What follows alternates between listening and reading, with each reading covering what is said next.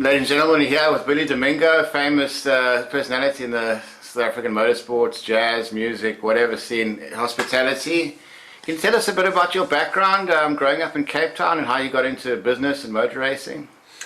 Well, firstly, my real name, and don't laugh, that's Malcolm. Malcolm. I don't know where, that was also Malcolm Louis Domingo. And then I said, Mom, why do they call me Billy? I think she said something silly like you resembled a goat when you were born. I don't know what it was. But Billy became the nickname, and then it became the entertainment and sport nickname. I was born in Ottery, Cape Town. My mom and dad were from Port Elizabeth.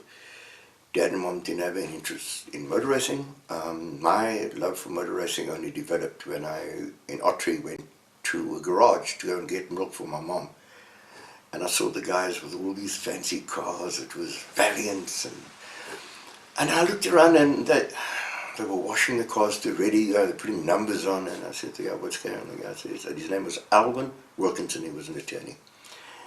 And he said, no, we're going to go on a motor rally. And I said, oh, that's great.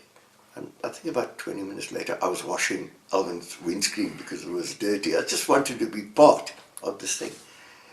Unbeknown to me, his crew chief watched me and then came back and said, hey, can you help us out? Alvin then went to my dad's place, and that afternoon I went on my first rally to work in the service crew. But that love of the sport and involvement, even though I knew I couldn't afford a car, I couldn't afford to race, developed. And through Alvin, I went to Durban to go to the, I think it was 1,000 Hills. But I became part of this rally scene, but just as a person neighbouring, doing, helping on the service crew. And then he drove me around one day, and I navigated for him, not really navigating, but showing, you know, he's setting up the car, and I was sitting there, I loved it. Because I'm a control freak, and I preferred driving, or I'd rather be a navigator where I could find out if I'm going to crash. I knew it was my fault because we were going. And I was out on a rally in the start, and this guy, very suave Muslim guy, rocked up in a green Volkswagen Beetle. And that was very unusual in a rally car. And his name was Amin Levy. Was this early 70s? Oh, this was 70. This was just beginning. And was there apartheid issue? Oh, at that stage, look, there wasn't white and black navigators, because no black man can give a white man instructions. They couldn't have a black navigator telling, hey, Sarel, draai rechts. Half of the Broederbond would have gone berserk. So we were the Cape Car and Motorcycle Club, as we developed later. Amin and I joined. We did our first rally together, and the rest is history. For 9 years we competed, national, international, and then we brought in friends of ours to join the clan. Because the rally crowd was very elitist. So you had to almost form your own league. We had a club, Cape Car Motorcycle, that had been here for years.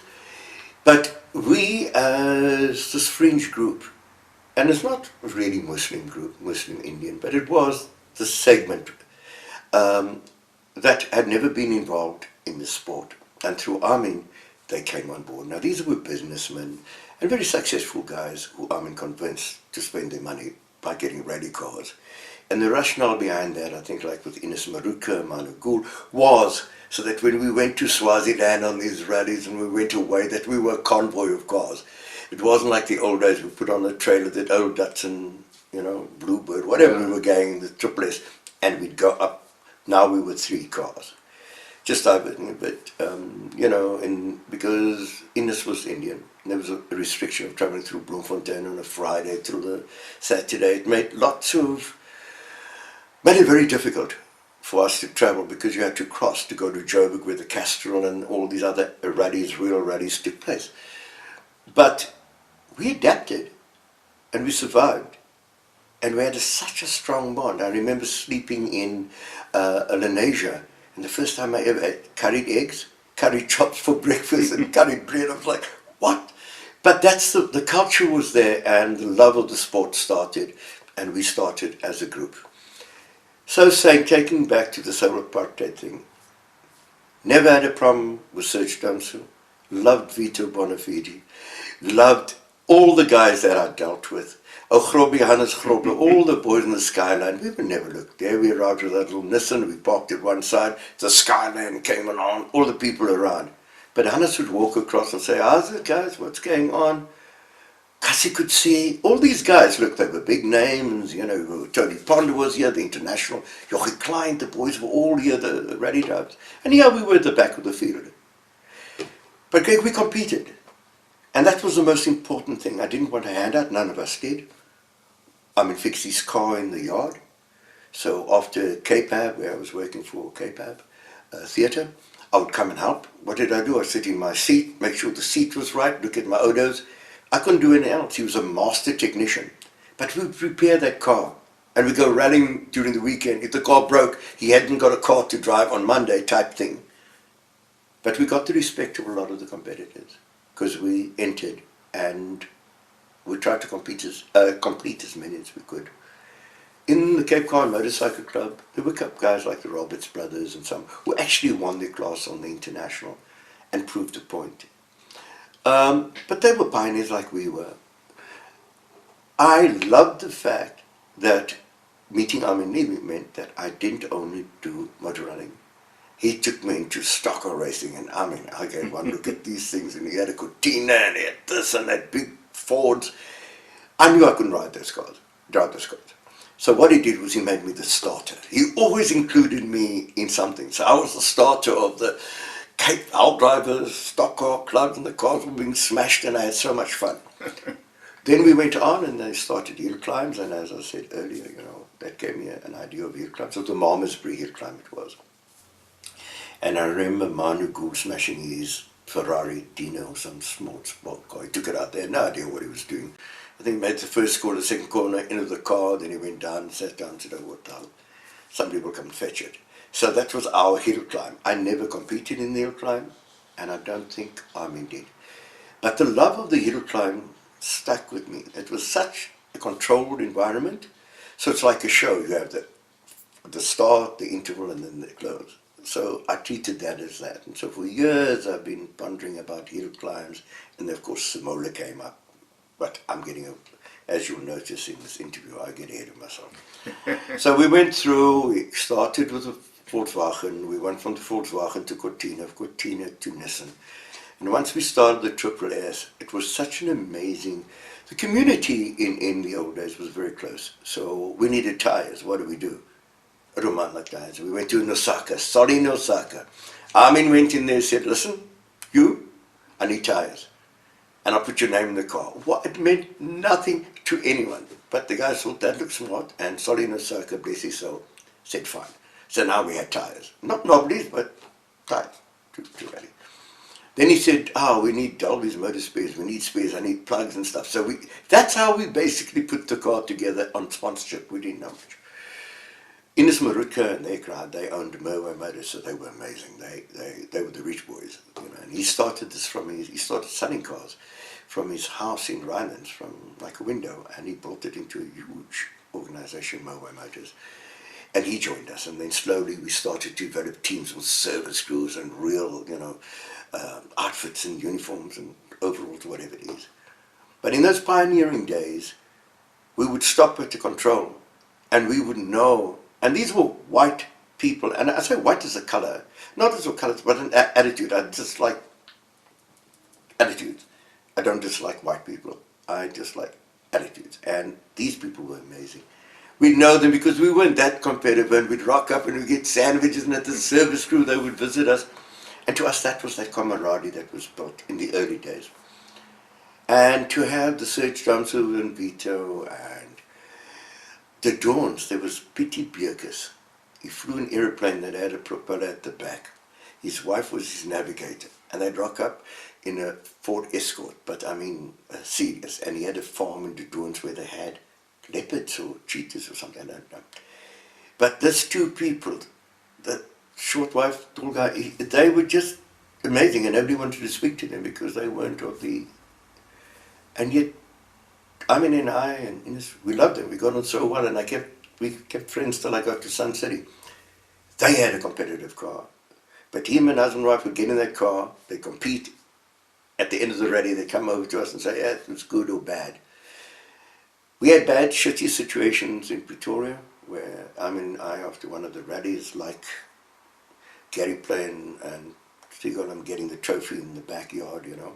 Our acknowledgement on Pretoria Square was a bit shitty. But I looked at that, and I looked at some of the drivers there, and I thought, yeah, you didn't come out and support us that day. You know, we got an acknowledgement, but we didn't go. But a lot of the others did. A lot of the Cape Town drivers did. Some of the others didn't, but most of them came out and to us and said, hey, you know, it's apartheid, and let's leave it. But that's another story. But yeah, we competed wherever we could. We competed in whichever race we could. I then went through my life, if I may deviate a bit from Cape Town. I became assistant stage manager. You can't really become a stage manager. You go from motorsports into hospitality. At the same music. time, I had to support my life. To keep the wheels turning. I couldn't. Armin had a painting company, and so he was earning a salary, and God bless him, he paid for that car all the time.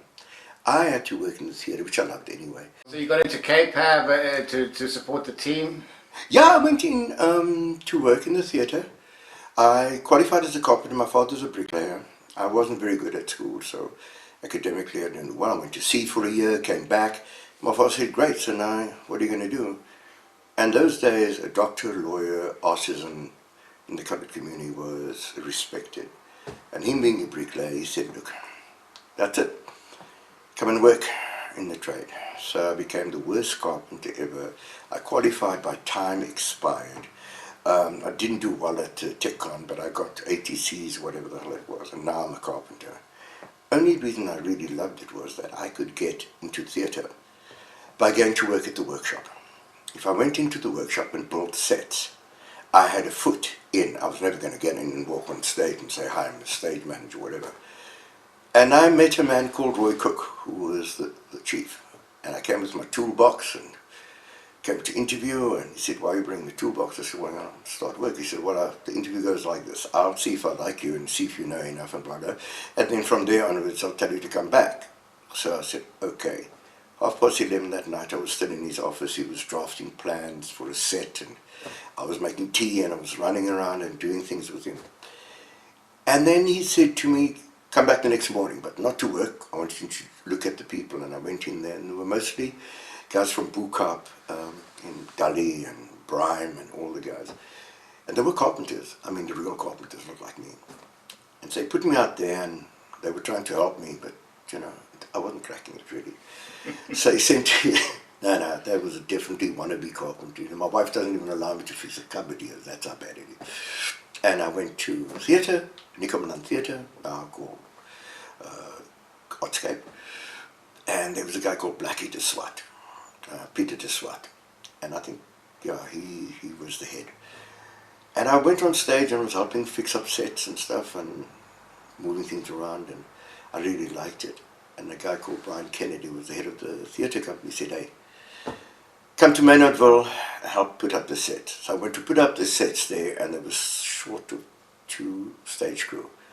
So I took my overall off and I jumped in and I started pushing props around and helping put sets in. And yeah, that evening I was told, hey, would you, I want to speak to Peter and see about it. So I was, I think, 4 months in the carpentry, and I landed on stage. And now I'm working as a stagehand type person. In case something broke, I could fix, which was a lie because I would never, you know. And I started working with Angelo Gobato, Mimi Kutsi, and, you know, all these operas, and I really loved the transformation and the sets and just the discipline. And above all, I loved the crew I was working with. Now, there was a guy who was Jewish, Leon Benzak, and there was Tom Swan, who still today is one of my closest friends. These were white guys, technicians who had been there for a while and thing. And we just formed as a unit. I formed a football team. We played as a football team in the 70s, me and these stage crews. We still have photographs of that. And the camaraderie in that theatre group was insane. I went on, I went to H.B. Tom Theatre in Stellenbosch, which was kind of illegal. Emil Alkamp was the lecturer, and they were doing this theatre, what was it called, theatre technology course. So I went there and I attended quite a few because they were the only place that had the mobile old follow spot. Anyway, came out of that, went back into the theatre again, became assistant stage manager. You remember, you can't give a white stagehand any instructions. There weren't any white stagehands anyway. And then I went on lecture demonstrations, which was to take shows to Grabbies and Reviso and Bavari Swatgevaar was huge thing. Yeah. So Domingo was either Portuguese or not, and then, no, I just said, no, I am who I am, that's it. Yeah. So either you sleep in the back of a truck, like the rest of the crew wanted to do the stagehands, because that meant they saved the money that they would have spent to try and find somebody's back room or whatever. I said no, unless I get a permit to stay in a place, I'm not going to go. I don't need to do that. So they changed that narrative. So that's how we broke those things. And then at KPAB, It must have taken a lot of courage to have that position. it wasn't even really courage. It wasn't even courage. It was just anger. It wasn't anger at just the unfairness of it all. Because every one of the technical crew that I dealt with at KPAB, and I'm speaking white, because there were two kind of class things, you know. All the stagehands were African or black or coloured guys. No, there were very few coloured guys really. But the top managers, lighting, sound, were all white guys. So there was a natural, like, fuck, I don't need to deal with them, you know, these are whiteys. But they weren't. They were incredible people, and the ballet dancers and the actors all got together. So during the show or after the show, there was always a celebration, you included. And to prove the point, it was one day we came in and the wall, there used to be a canteen. Side blacks, other side actors white. And I came in one day, the wall was broken down. And the guys had decided, you know, the wall was broken down. And so all the black guys were looking this side, hello, and all the white guys were sitting looking this side like, wow. And they didn't build the wall up again, but to seem to stay, you know your place, I know my place, but you could see each other. Yeah. So it wasn't this wall. And in the end, like we did as technicians, we just got together and we moved together. And Pam Hildick and a whole bunch of technicians got together and we just formed. And suddenly there was no white and black. It was just opera crew or ballet crew or theatre, you know. And that I loved. So that was my theatre building up. I loved the shows, I loved the people, I loved the theatre, and I knew this is what I wanted to do. My love of music started when I was 16. And presumably quite an open-minded crowd. We all bought into yeah, it. Yeah. We all been Jake Duvanach. I mean, you can't get more than that. All these Yeah. guys, near, I can't swear, but you know, Yeah. near, that's wrong. And they come from a dung and a dung deur after deer. They started to go and they played football. He was like goalkeeper and it was a huge Afrikaans guy. We all developed this thing. We are a team. We are a unit. When we do the show, we were just one. And when the days were off, we either played things. And later I moved into a white area and shared a home with a guy called Jeremy Pender and John, who were white guys, but students. So in Wynberg, we shared this home, and if any white or policeman came, I was either the gardener or the butler or something. Yeah, it's so funny. I know Paul Slabelitz, he wanted to write a show on that part of my life. He's classic. It was just like, anyway, I just got lost there. But I think that that my love of music started at the Luxurama Theatre. I went to the Battle of the Bands, and there was a group called the Flames. And I sat there and I listened to them and I was like, wow, this is amazing. I really want to get involved. But I loved the sound that the Flames had. And then I went back and thought about it. And then we used to have things called soul sessions where in the yards. We never had clubs. We had a couple of clubs, but I mean, whites had their own, you know, we had our own in the coloured areas. But now and again we'd go into the township to listen to jazz, but mostly coloured guys kind of stayed together. And then I heard of a band called Pacific Express, and I mean, Zane Adams and these guys later became legends, and I loved that sound. I'm not a jazz lover, I like funk. So anything I can dance to and I really enjoy it, and that's how I developed this love. And later, as you can see on the wall, Chicago, the whole Chicago album was given to me by Chicago and signed by Walt and Pete Cetera. They asked me, and I told them the sound was the Chicago sound. And that helped me going forward. And wasn't that the Chicago Sound Machine? No, that's Miami Sound Machine. Miami Sound Machine. I worked with them with Sol in Mauritius for his daughter's wedding. They flew out. What a band. But so that's how my love of music started. The Pacific Express started, and later, when I was part of the Cape Town International Jazz, I wanted to bring all those back to the Manenberg stage, because Manenberg and the Sherwood Lounge is where I grew up. And yeah, so I had a lot of closure through where I started and where I wanted to go to. And when I looked at, and again, please guys, this interview is going to be about me and my mind at 74 years old. You know, I was born in 51, May one day, but when I stood and looked, and Rashid and I looked at the stage called Manenberg, and Table Mountain was behind it, was an outside stage, and we could listen to Pacific Express.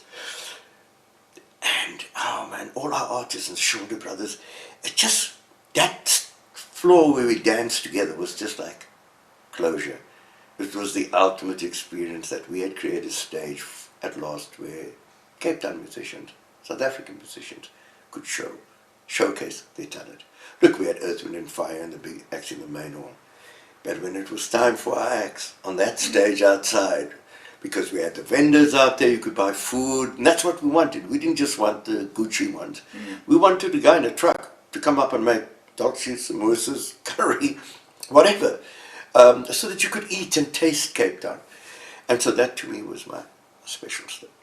And that's the relevance to that was my start with Pacific, and they played at my stage. Unfortunately, Zane passed, the main singer passed just before. So we did that in memory of him. But I know that it was closure. Were you involved with Manenberg Jazz Cafe in town? No, that was Clarence Ford. He was one of our partners. We got involved as ESP Africa later. He opened it out in what's the name? The main street in Cape Town. And that was the best thing. Trevor Manuel, everybody, the one near the gardens. I mean, that was, whenever I came from Sun City, I went there. It was the place. Tomato Breedy was insane. Then Clarence Rashid, Alice Abercrombie, Desmond Crookham, all those guys were the original ESP Africa guys. I was then headhunted by Rashid because of my production of Sun City, and that's how I joined. Before we did the Jazz Festival, North Sea Jazz, because Rashid had already been speaking to them. You know, I'd come in more to look at the production, make sure we had a show. And Clarence was with us, and then later on, he was the only one who really had a job because he was on air. Alex had a job because he was a judge and thing. Desmond was like us, a retard, just hung out and, you know, was doing work wherever he could. He was also a lawyer. And then we built the brand. You know, you spoke earlier about Good Hope Centre first, and then we went to the Convention Centre because we thought it was going to be big. And then Manenberg. Later in the years, Clarence started the one in the waterfront. And then he ran into financials and he came to see us, the partner, and said, guys, it's the best investment. We knew it was a bad investment, but, you know, like everybody else, we bought into it. So we gave them money, and Manenberg Jazz Cafe. B.B. King and all the big boys came out. Yeah, he never came to play at the... North Sea. No, oh yeah, North Sea. I'm talking Manenberg Jazz. Old school. No, we had from George Benson and still... What year would this be now? No, well, the Cape Town Jazz Festival started about 2000, 2001 we were going through. The Manenberg that I'm speaking about, the Jazz Cafe, that took place in 2010, whatever, I can't even remember. But when we started, we used the North Sea Jazz to get us the artists as the co-lab, because they were hiring all these guys. Later we just went and hired our own. Rashid's daughter became the agent, and you know, from George Benson to Earth, Wind and Fire to whoever wanted to play. I mean, Spalding, we just had every artist they could. And that was the vision of where we wanted to go. The North Sea Jazz guys were like colonialists, and that's why I'm very wary of collabs. You know, they come in there and they try to impose what they think.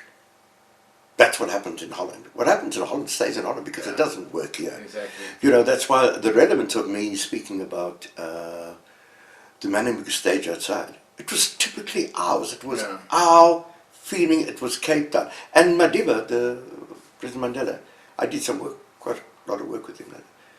He was always saying, did you go to night school? Because during the day you're not functioning very well. And I used to laugh.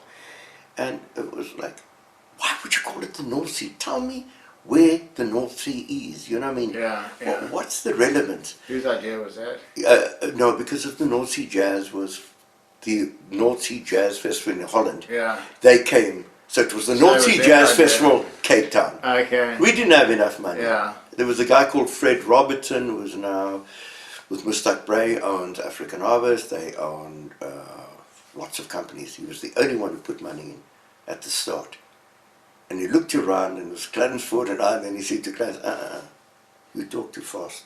You, Mr. Sun City, talk to me. So I'm holding you responsible. And I travelled with Jimmy Ludlu and Judith Sukuma, and I had, in our luggage, we had cheese and wine that we brought, South African, that we brought so that we could do, with Carl Nias, who's the ambassador, this function to announce that we would like to start the Cape Town Jazz. And that's how we launched it. We travelled, Alex Abercrombie's gold card, we still paid at Bounce, but we paid at the airport for the fares of two of the artists. I mean, we struggled. And when we finished and got to it, I think we raised the budget of about 6-8 million. But the festival, from Sergio Mendes to all the top acts in the world, I mean, to have George Benson come and Feliciano come, Chaka Khan, it's just names. But, here's the interesting story. Mary McKeever goes along 2 weeks before the Cape Town Jazz, playing in the City Hall. Capacity is about 300, okay? Can't sell out. So it's 120 tickets, okay? That's the way it goes. 2 weeks later, plays the main room, Kippie's, at the Jazz Festival. I had to get security to close the doors. You couldn't get any more people in to the same Mary McKeever show. We created a magical platform. The drinks were good, the service was good, the sound was good, and that's my experience at Sun City. Rashid Adio, the artist, everybody putting it together, Eva doing the construction with Charmaine, everybody else putting everything together, the team made that. I was just spokesman in there, Rashid was just spokesman, I'm talking, but he did have a better vision than me. But those women behind the scenes just taught me to be humble, because they ran it from Gummy, who was in Lean, to Charmaine, to Eva, to Janine. Every one of those ladies, Rashida Mapia, who is a saint. You want a car? You've got 5 rand. The budget is, the car's 10 rand. Rashida will get it for 3 rand. Let her loose. Sorry. And Rashida will come back and say, they owe us 2 rand. She was the most, she is the most amazing PA I've ever had. So, past that, as is the Jazz Festival's out of the way. During that period of Sun City, I'm going to digress a bit. My love of Africa was always there. I managed to, through Antos Stella, get to work with Lucky Dube. Now, when, So how did that connection with Sun International start? well, Sun International was where I was working. Yeah. And your relationship with Sol? Oh, look, I knew Sol. Sol, I used to shit myself when Sol walked in. I would try and hide as far as possible when Sol was around. I mean, that man may have been 2'6", but he was 24 foot in just his Sol Kerzner, Peter Venison. I don't know why, I think Sol only had Peters. Peter Venison, Peter Ivan, Peter Wagner, Peter Bacon. There was just Peters. So if you shout Peter, you're in trouble because 10 guys are going to fire you. Sol was just Sol. He would see me at the Super Bowl. There was never any like, hey Billy, how's it going? Who are you? You know what's going on there. It was like, show starting on time. Yeah, okay, that's it. And then Peter Wagner was the director of the whole of Sun City thing. He would come along and say, Billy, make sure everything's, solid here. And I'd say, yeah, Peter's fine. Anyway, so he would come in and see the shows. Annie was always there because I spoke Afrikaans. So Annie and I got on very, very well. And then he would come in there and she loved Meatloaf and a lot of the artists we worked with. So I'll take it backstage and she'd meet people. Sinatra was Sol's favorite. He was there. Sinatra had a guy who was like, if you read the book, you'll find out a guy called Julie Riso. That guy just look at you. He said, call me Gumba, I don't know why. Well, I think I do, you know. And he would come in there, he was, wherever Sinatra was, he was sent by people to make sure Sinatra was okay. And yeah, Sol came in one day, we opened the Super Bowl. I used to run the extravaganza then. You got 12 months, it's got to be brought forward by 12 months. And I remember the contractor saying, whatever you smoke and give us some, because, you know. And he said, no, tell you what, can't complete. So you can't complete, I own your company, so make it, but 12 months. Sinatra will open on this date. And he brought the whole building forward by nearly a year. Of the Super Bowl. Yeah. How did you get the job at Sun International? Me? Yeah. I was working at Cape Ab, and there was a guy called Tony Farmer. And Tony Farmer was a designer and incredible man. And Tony headhunted me and said, you've got to come and work. You're never going to become more than an assistant stage manager. You're better than that. And so I drove my Datsun rally car all the way from Cape Town. I went to Lesotho, did a bit of the hill climb there. The roof. The roof, bit of the roof thing with my little Datsun. Yeah. Got to Sun City as senior assistant stage manager. Because remember, the Apartheid thing was still running, not in Bubudu, Was it easy to operate in Bop then? It was now Bob. Yeah. So I come into Bob, and Yeah. there were some kids that I wouldn't even have given a job who are now ahead of me because of colour. Yeah. And Peter Bacon and Sol and the guys, and Tony Farmer, Kevin Mabry, a lot of guys got together and they said, nah, I think this kid actually is good. And then Tony said, of course, that's why I hired him. And I started to become stage manager, and I ended in '97 as entertainment director for the group. My biggest problem was I became too good at running that Super Bowl.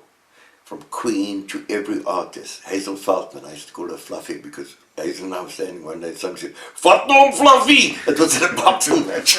And we... Kerry could see her. Sorry. We died laughing. And she turned around after that was, "Hey Fluffy," she used to call me and I say, "Yo, Hazel, what's going on?" So that's how the Fluff thing. And then she never ever wanted me to leave because she knew, she'd phone me, "Hey Fluff, I'm doing this is Action for Israel. We bring the Sergio Mendes, Sol's doing one night. They're coming out of here, they're flying in, they're not going to do much of a sound check. We've got the gala dinner for Action for Israel to raise fund, and the next day he's flying out. Sergio Mendes, Brazil 66 big band." And she said, "Fluffs, I know it's done." And I had to get my whole crew together, and we worked through the night, and we got ready, and we did the sound check, we did the gala dinner. The next day Sergio left and he went. But that's what she loved. She did a Miss World. We were doing the final, and I was stage director, but I called everything from Pierce Brosnan. I did the whole show as a stage management, stage director with our crew. And I remember getting off and saying to Gavin Taylor, one of my appies who now is running huge events in Dubai, they all came through the system. And I said, "Gav, whew." But after this, I've never drunk alcohol in my life. I just smoked like 30 cigarettes, but I never took a drug in my life, not even just a joint, never. I just got high on life. Then I said to him, "Tonight, I don't know what I'm going to do, but we're done." And then Peter Bacon and Hazel walked in, and Hazel said, "Ralph, I've got to talk to you." I said, "Okay, that's it. End of a good time. I'm tired. I'm going to go to sleep, and then we'll pack up and go." She said, "You know that we're doing the orchestra tomorrow night, the New York Philharmonic. So it means that you have to break down Miss World, get set and get ready. By tomorrow night we're opening, 4 o'clock. Rehearsal's got it up." And Alex Esquire, a whole bunch of guys were there. And I stood there and I looked around, and Lastborn, one of the Swana guys, he said, "Yo, Bill," he used to call me Mazenk, which is not a good word. So if anyone from Swana's listening, it's not me, that's what they called me. I only found out later what it meant. "Let's do it." Peter Bacon bought sandwiches for us, and we worked through the night. I looked at the set of Miss World and I said, "Let's break parts of it." So when you saw the opera next to the Philharmonic, there was beautiful cascaded stuff. Sorry. Half the set was there. of Miss World. I adapted it with the orchestra in between. It was amazing. Anyway, but that's what Hazel loved. So when people said, yeah, you know, I took Jerry Inzarello, who was a very, very close friend of mine, who's now the head of Daria in Saudi.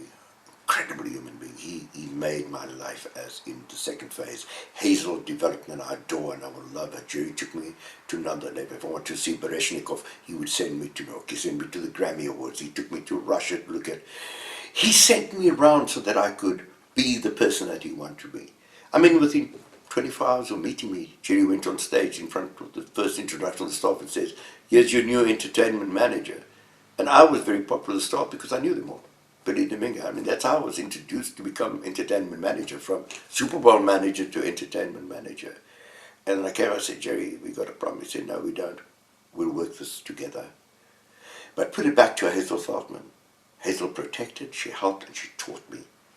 And the night Freddie Mercury and Queen cancelled, that woman stood 50 foot tall. Hazel on her own walked out and told an audience that they could no longer perform. And Queen was not going to perform that night. Now, I never ever forgot that. To walk out there with no fault of your own and face an audience from Kenya, all over where I travelled to see Queen.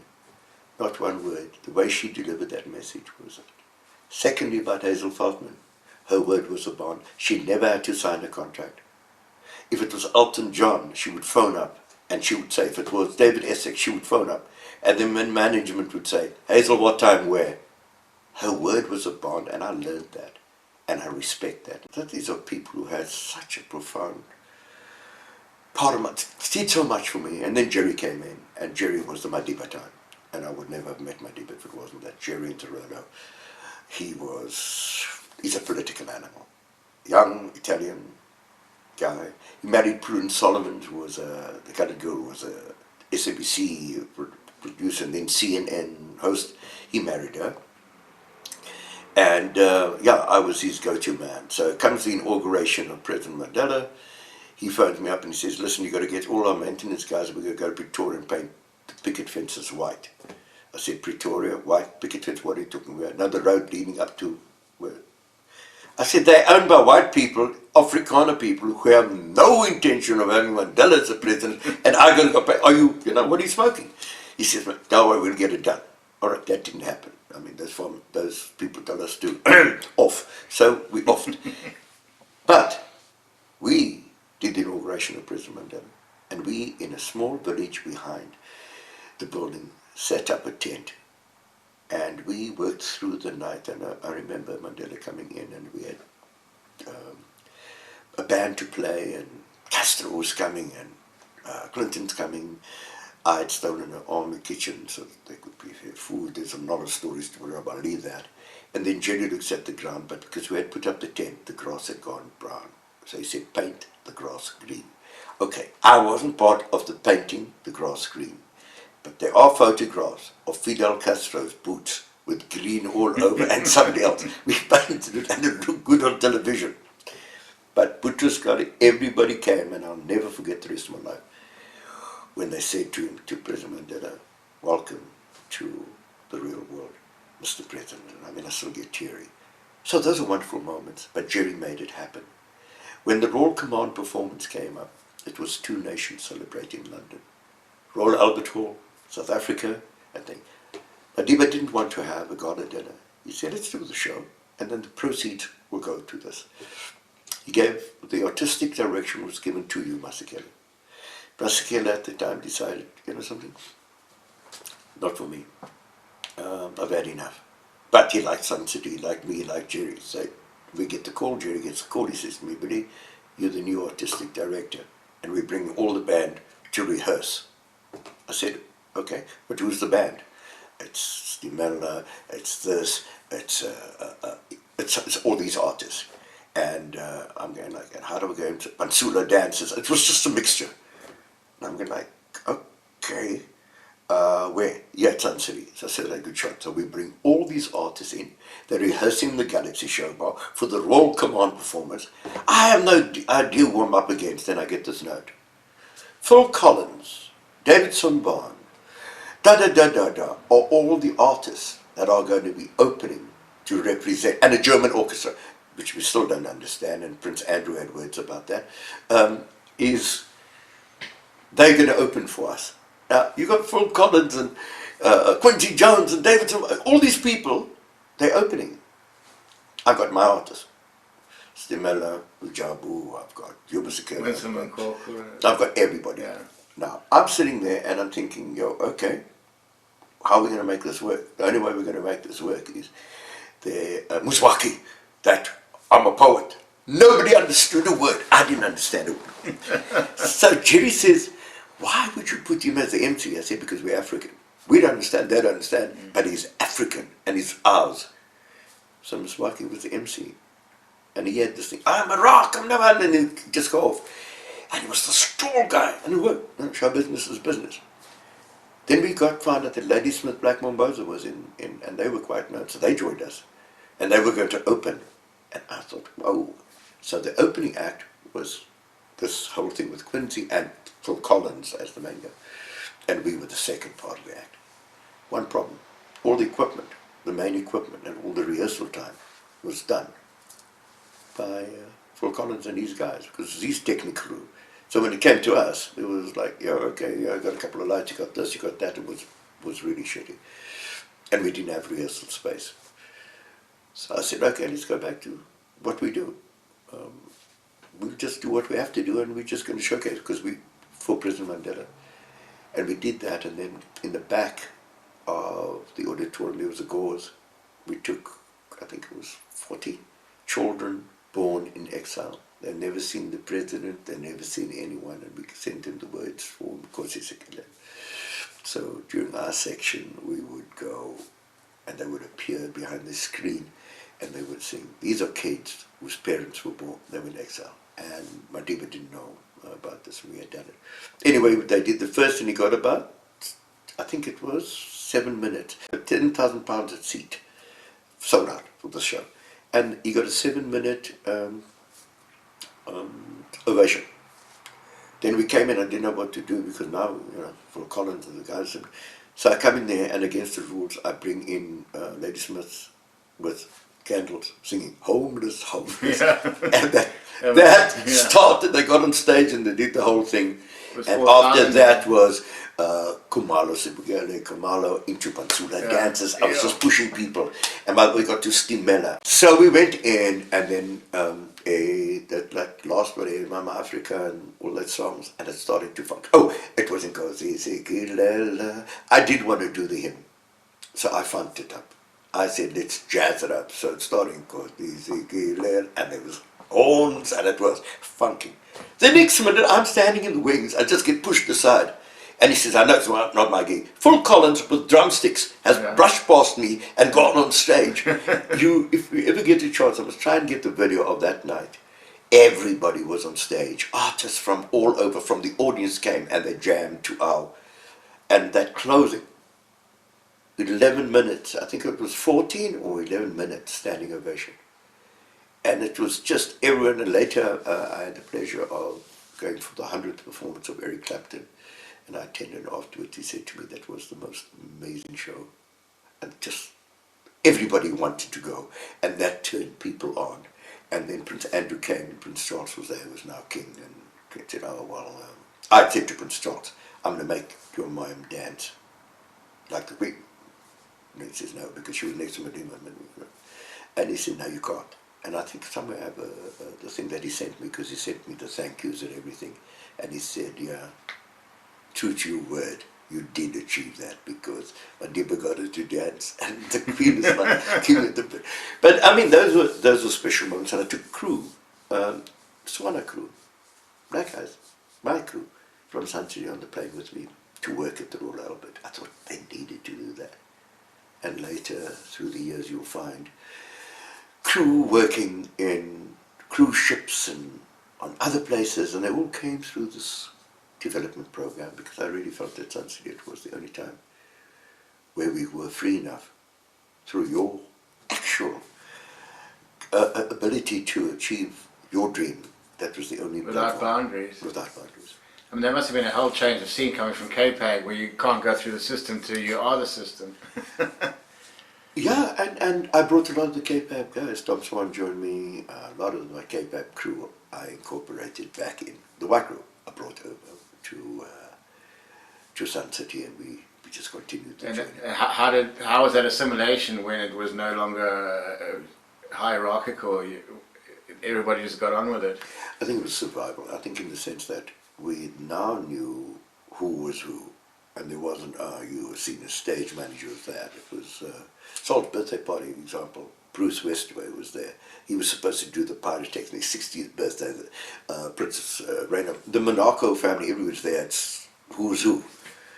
And he doesn't tell us that the guy that he got was actually a white oak from Pretoria who put black powder in the thing. We blew half the ceiling out to when the explosion when it was supposed to be powder. The fucking blew the whole ceiling out. It fell on top of Tom and the sound engineers. And Salt thought it was the most amazing effect ever. Meanwhile, half the entertainment centre was blown out because of this explosion. And we had to put a piano player on there with a candle doing the Liberace thing while we restored power. I mean, those insane things happened, but everybody rallied around each other, and there was never ever a blame game. When things went wrong, we would say, okay, where are we? And we had such a trust amongst ourselves, and it came from the old K-pab days to that we could speak. And the lighting guy would say, Billy, I need time. And I'd say, okay, okay, you go out there and let's see if we can do this, or even the channel, if there's no sound, let's do a cappella, just play these riffs and talk. And those are the things that we did. And from the Miss Worlds to every show we ever did. What was your favourite gig? You know, I like boxing. I called all the fights where I sat. Wasn't Tyson or Lennox Lewis have a fight there? Everybody, I mean, I came from the theatre of Brian Mitchell. Brian and Harold Walker. Baby Jake McLaren. Oh yeah, but yeah, Brian was classic. No, Brian grew up in front of me with Carlo. And I have his shirt. I'm the very first person that he ever signed as he became world champion. What happened was Carlo, his trainer, had a spare white jacket. And it was next to me. And I called the show, so I sit on the ring and I tell my team, stand by the boxes, stand by the sign, go live to Link, whatever it is, I call the production. So I'm obviously watching the fight and seeing where it's going.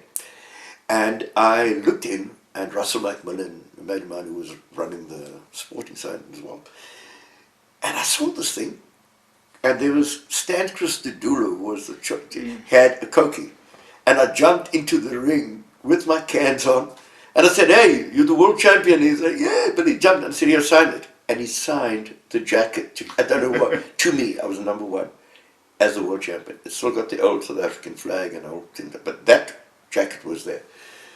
But Brian and I and Harold, we got together with Carlo, and I mean, you know, the main suite was for the top guys. And later, Brian Mitchell, what's his name, he died, shame man, from Durban. He passed on. Dingo on the roast of Bela? No, Dingo was I put him and Patasani, who now married Kumalo, Miss South Africa. Oh, it was it. Tony Lopez must have been quite a character as well. Yeah, I've got photos somewhere of me and him at the thing. They were all good. You see, the problem is we make them into demigods, and once I get the book going, the stories behind the Dolly Partons and every other, they're real people.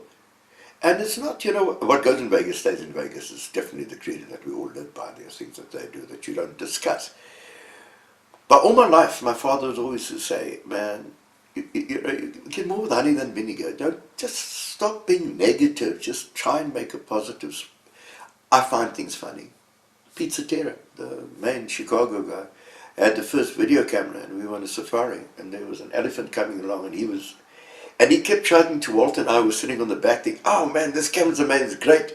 Until Pete said, look up. I mean, Walter said, look up, and he looked up, and the elephant was actually coming. The zoom, he didn't understand. He thought he was zooming in miles, and then he saw the camera flying and Pete Cetera running. You know, I mean, we've had a lot of fun. But I think that, yeah, once again, I'm wondering. But I think the main thing about entertainment to me was the experience. and later with Shell Road to Fame. As you can see, there are a lot of accolades there. Ringo and lots of people. I love that more than I would ever worked on America's Got Talent, South African Fame. That's Shell Road to Fame. Was grassroots. We went out there and we had to go. And Rebecca Malope later, the stories of that. That was intense time of my life. I loved it so much, and I was like stage director. In the end, I brought it to Sun City, and I was blessed because Sun City and Jerry and Hazel allowed me access to do these things. So that was a great accolade. I started a thing called SAMPO, which is South African Music Promoters, or only black, because I was tired of people saying, hey man, Brenda Fuzzy was booked at this promoter, this black promoter, this black promoter. And Hazel Feltman came together and she said, stop, let's stop that. And then we came, Hazel was part of it, and I called Peter Clady and a lot of the big black promoters together, said, guys, let's start a union, but not a union as a black union against a white union, but just where we can discipline our own people. And the first person I think we disciplined was a guy called Maurice Roder for booking Brenda Fuzzy 4 times in 1 hour, you know, that thing was like, it was chaos out there. And we formed the biggest union, and we had so many members where people got together, and I developed workshops. And that's where, during the jazz, we did the same, where we brought promoters together and taught them about the ethics and about accounting and accountability and how to get sponsorship. And then we did our final concert at Sun City, and Peter Bacon again, and Jerry, I mean, they were incredible. Bacon was such an incredible guy. Gave us the Super Bowl, and it was packed out. And all the artists and the students worked on it. So those were achievements that I had. Yeah, Sun City was great, Jazz Festival was great, and then Lucky Dube. 160,000 people. Monrovia, Liberia, Uganda, Kenya. You were his tour director. Tour manager. Yeah. And then I found him say, Rasta, why do you only take white people to tour like London and Paris and your tours? Because he says you're an African, and you know African, I won't go anywhere else. So shut up, Rasta, get your ass ready, we're flying. And I went into places like Burkina Faso and Niger. But I tell you one thing, when he passed on after that murder of his, right, when a guy wanted a car, some idiot wanted a car, 300C Chrysler, and Lucky had it. So 2 guys were paid to find one. They didn't know Lucky, and they shot him, they hijacked him, sold the car. But at his funeral, everybody was, what a great man, and what thing, and this and that, and I stopped it. The complete funeral ceremony thing. Then I said, please don't insult him, we or any of our crew, because the only autographs you guys ever asked for was the customs official as we left. We couldn't even get 10,000, 5,000, 2,000 people. Yet 4 hours later, we landed in Rwanda, and we got 65,000 people sold out for Lucky Dube. 120,000. Liberia, Monrovia, during the war, we went in. I traveled Africa with him. Francophone countries where people only spoke French, where they were like, what? They knew the name, the words of his song. I mean, he was just phenomenal man. But again, as I said, that will be part. Why are these guys bigger outside of the country than inside? Because we don't appreciate. Like Johnny Clegg as well. We don't appreciate. We don't appreciate our own artists. We don't. We're fickle. We will pay more to see Michael Jackson, Drake, and what's this, Chris Brown, whatever it is. We'll pay more and Sada because it has the international. A shirt made in Athlone by one of the most incredible tailors, seamstress. Won't cut it. Even though the shirt is 300 Rand. I'd rather buy a Louis Vuitton 6,000 because I'm a poser. We are the world's biggest posers. And yeah, Lucky proved it. He went out there and he just, I have never ever in my life. San Andres in Colombia. I mean, where have you traveled? People knew who he was, they knew his music, and they knew that every song he wrote had a message. So we've almost got an inferiority complex that we think something from outside has to be better than. Oh, we thought. Yeah. We inherited from white South Africans and white again at the kind of. When we were in South Africa, we had roads, infrastructure, everything going. So the rest of Africa was like kind of barren and barbaric and third world, fourth world, fifth world. I still don't understand what the world's about. Yeah, and so we had the superiority thing. We are the new South Africa, and we have this and that. Yeah, sure. We got Kirstenbosch, Bryanston, whatever. But I tell you something, they had more soul up in Africa, and they had more people who genuinely went. What did you make of the World Cup when they didn't have Freshly Ground doing the main song and they brought a Colombian in? The whole FIFA is a mafia. Same as like Formula One, same as everything else. It's controlled by an organization. It's a business. Show business is a business. And if you forget it, you're dead.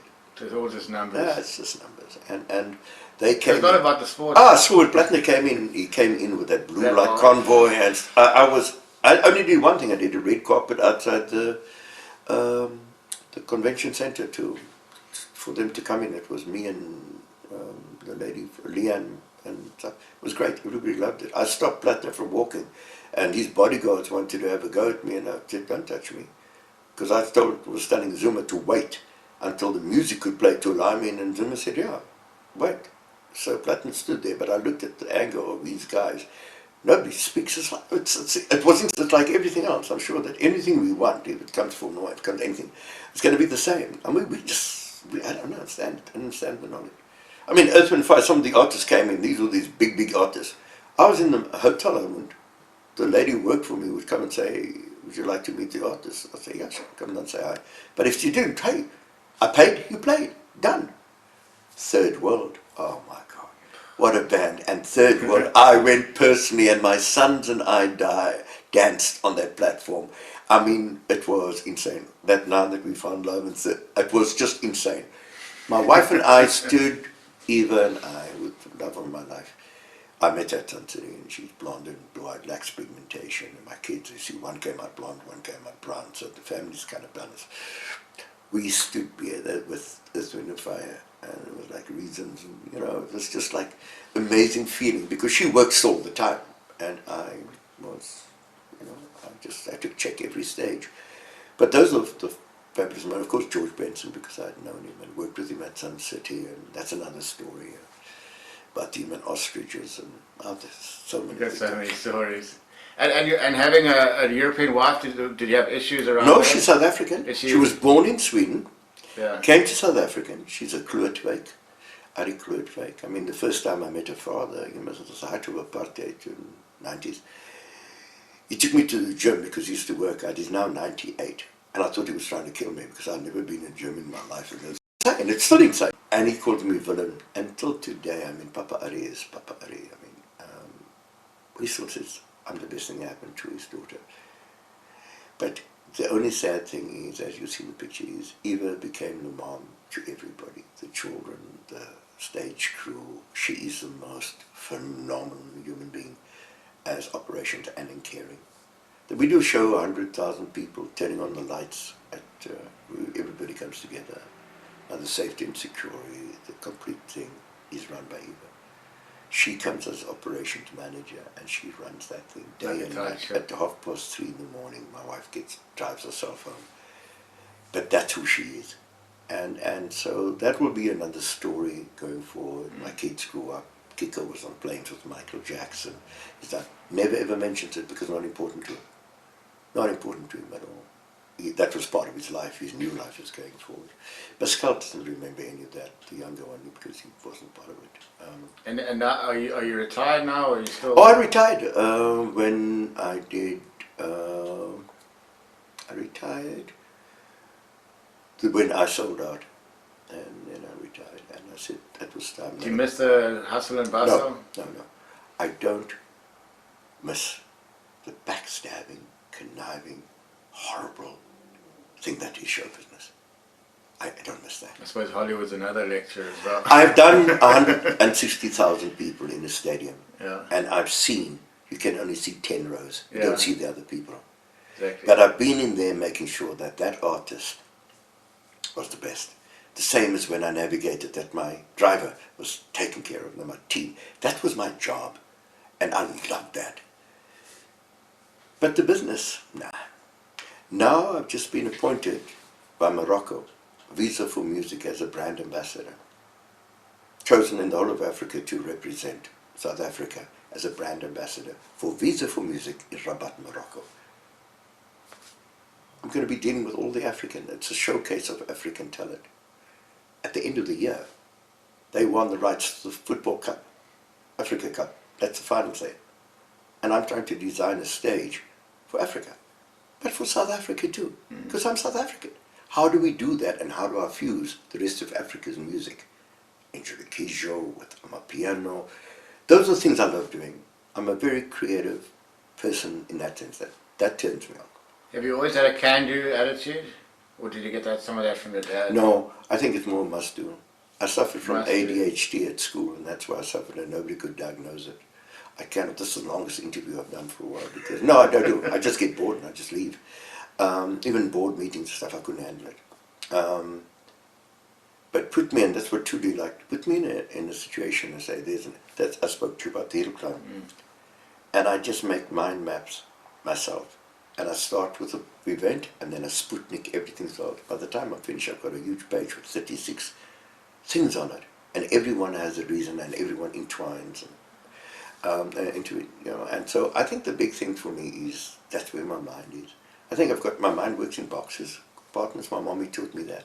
You just pull open it, and you say, that's it, and you deal with that. Don't try and confuse yourself.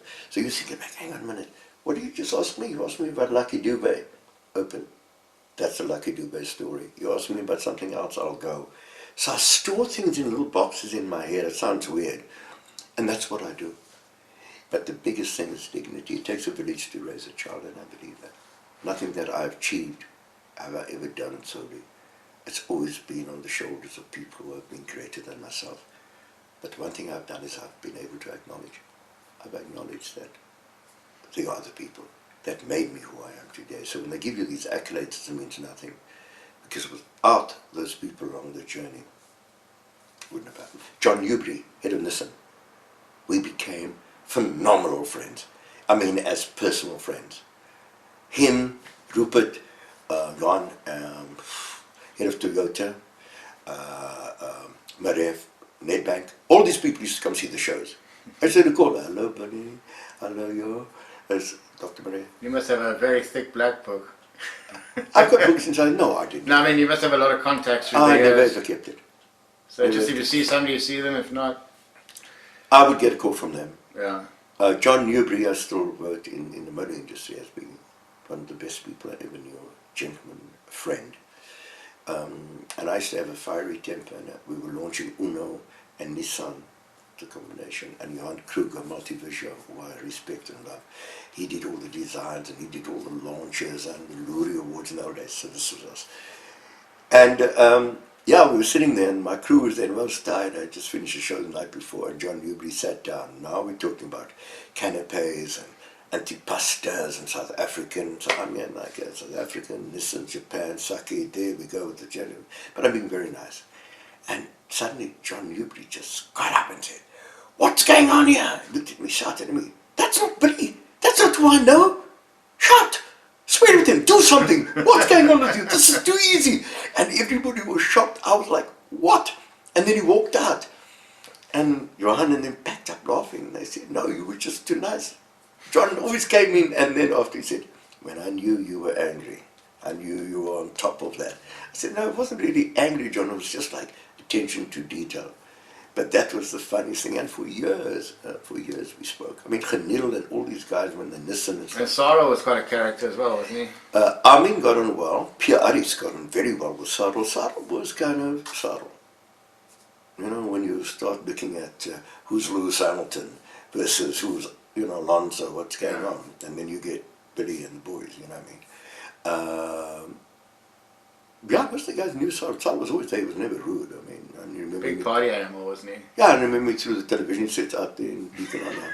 Now, another story. So, yeah, I mean, Grobbies with the Skyline. I remember Kluti. Peter Lindenberg? Nah, He's more track racing. No, he was boats when I... No, different sector. Nothing, he came nothing back. Schechter, yeah, I remember. The Gunson.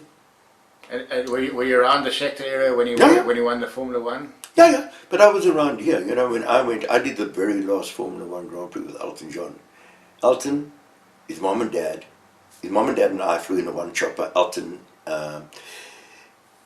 Alan D. Fox, the head of Iveco, in the other one, and we landed at Kailami. And we, the first time, we weren't supposed to land on the track, we landed the helicopter. On the main Elton got straight. main straight. And we got out there, and I was with him, and then afterwards I invited all the drivers, Formula One, even for stuff and that, everybody to Sun City, and we raced go-karts in the thing, and it was insane. They landed at Sun City Airport, and there was a race with the hired cars. We had drivers, they were taking the cars, and they came in and they spent the night. Formula One boys spent the night with us at Sun City, and Jerry Zarello's mind was always like, yeah. Do you remember who was the fastest on the go-karts? No, because they were. It was who can punt everybody off. Nobody was there to win. They were punting everybody off. I mean, the $1 million golf. I mean, This is so much. Yeah. We're gonna have to No, we can't. I mean, this is like. And I promised my wife I was going to focus only because she knows I got ADHD on my motorsport. You know, but I think I just want people to know you can, if you want to, you can. There was a guy came in one day, a sound engineer. He had done a thing in the waterfront with sound, but he had a degree on sound and mixers and lights, you know, the whole thing. And then there was a guy from Bonteheuwel who came in there and he said, oh, sorry, Uncle Bull. Yeah, no. So I said, you know sound? Yeah. How did you get it? I used to work in the church. Okay, what do you do? I used to put up the sound of the church. Okay, so you did the sound for the church. Yeah, if there was a band, I used to help in the band. Okay, that's you. So how many times? No, every Sunday. Okay, park you. You. Oh no, I attended the waterfront school of sound, and I work a Midas 16 channel with 36 and 4 splits and blah blah blah. Okay, that's fine. Guess which one I employed? The guy from Manenberg. Manenberg, you know what? Is He he may not have the knowledge. That guy at 4 o'clock was working, and guess where he is today? Head of KPAB, Artscape. Yeah. He's the head sound guy. He worked at Manenberg Jazz Cafe as well. You can read people. Yeah, I can sit and look at you and say, oh, you don't have a Louis Vuitton suit. You don't have an accent that's very English or British. You're just a human being, and you're coming to speak because we have the love for what we're doing. That's the person I'm going to speak to. That's the person I'm going to hire. Because when the chips are down, I'm not going to worry about this Gucci pants of mine getting dirty. I'm just going to make sure that it works. So 136 stage managers and stage crew over my career I've trained and helped go forward. That's not even counting who they've worked with. And that's life's journey. And sometimes you're gifted to do that, and sometimes you don't. And I'm not the best. I'm not a very good academic, but I'm street smart. My father went out of school at standard 6. He said to the teacher, can I read, can I write? She said, yes, I'm going. And at 15 he went into the Navy. They had to bring him back from Tobruk because he was too young. But I think that's where my love of my father firstly is huge. But it was bad because I followed him. I didn't want to go to school. I went to Midwest INJ. I went to sea for a year. Then I went into the trade because my dad did. And to me the biggest disrespect was somebody saying, but you can't do that, your dad's a cop. I wanted my father's memory always to be, and look what I've achieved. He got a call from Sinatra, from Sun City, and then he turned around and said, Sinatra, I'm busy cooking for my family, I can't speak to you now. And afterwards, when I told him, Dad, you just told Mr. Sinatra that you're busy cooking for the family and you can't speak now, and don't take the piss, you know, I mean, type thing. And he said, yeah, I don't believe it was him. But my mom said, an hour later, he was telling everybody, the friends, that he told Sinatra piss off and that he was busy cooking, and it was amazing. But that's what I love. I come from a normal family. Donna, my sister, I lost my dad, next year my mom, next year my sister. I lost all three, and today I'm blessed that they're out of this environment and the sick world that we live in. But they lived all their life. And I think a child who's alive for 1 hour, God's plan was that was the lifetime in an hour. That child for 1 hour lived a complete life. And I believe that. So to me, when my dad died, my mom died, their journey had ended. And if you ever go to Bukap, Rahma Domingo, my mommy's name is still known for what she did and who she was. District 6, my auntie There must have stayed been there. vibrant communities back in the day. Oh, District 6, I could remember Auntie Wawa and trying toys and the minstrels and Americans with choppers, scared the shit out of me. Avalon basket with a screen in the middle, dagga smokers on the one side and the drinkers on the other side. It was just a life, steps, the fish market. I loved that. And they threw a system, taken away. They fucked it up. And today you find Mitchell's Play and Manenberg and all these townships where the families are from displaced. Yeah. And today, oh, there's so much crime. And another street, what's it, gang, club gang, all these gangs were there. So it was rough back in those Never days. robbed another street. They'd rob gangs like any other So area. they wouldn't shit in their own No, doors to have. no, those are the people. And we had balconies.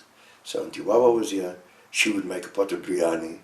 Auntie Wara Wara on the other side would make trifle, and the kids would be fed. So they shared.